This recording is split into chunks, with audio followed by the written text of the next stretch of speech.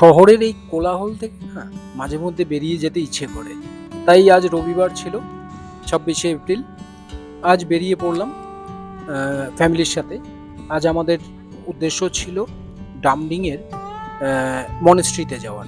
আপনারা অনেকে হয়তো শুনে থাকবেন নতুন একটা মনেস্ট্রি হয়েছে, সেই মনেস্ট্রিতেই যাব। তবে আমরা এই জঙ্গলটা পার করেই ওদলাবাড়ি পৌঁছে গেলাম। ওদলাবাড়ি ওই ট্রাফিক পয়েন্টের সামনে এখন। ট্রাফিক পয়েন্ট থেকে আমাদের জাস্ট ডান দিকে টার্ন নিতে হবে।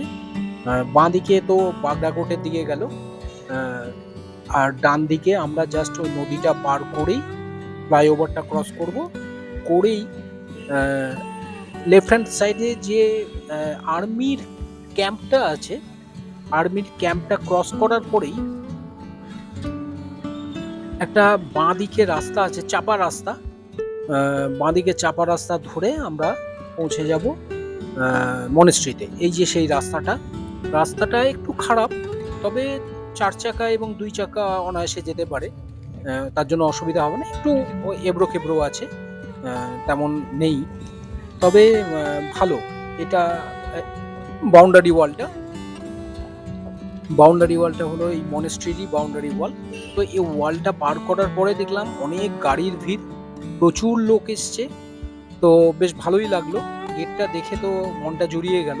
আর ভেতরের যে অসাধারণ পরিবেশ, এই ঢুকেই আপনি এটা দেখতে পাবেন। বাঁ দিকে কিছু বাচ্চার কোলাহল শুনতে পাচ্ছিলাম।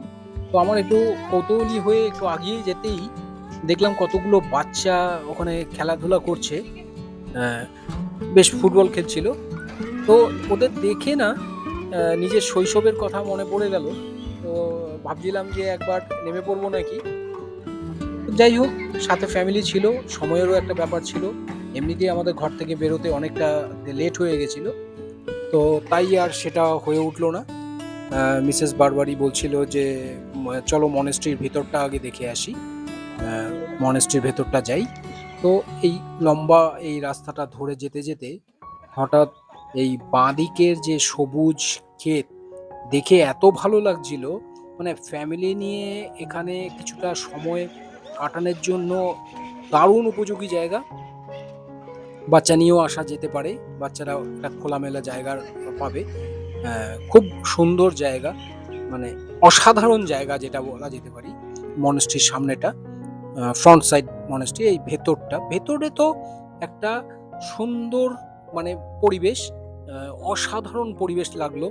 একদম শান্ত নীরব জায়গা। আমি বসেও কিছুক্ষণ সময় কাটালাম।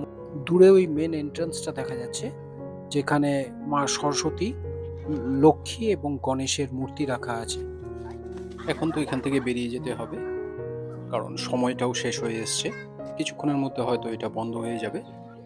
তো চেষ্টা করব আরেকবার আসার, কারণ আজ বেশি সময় এখানে থাকতে পারলাম না। এটা একটা মনের মধ্যে দুঃখ থেকে গেল। আপনারাও পারলে ঘুরে যাবেন এখান থেকে।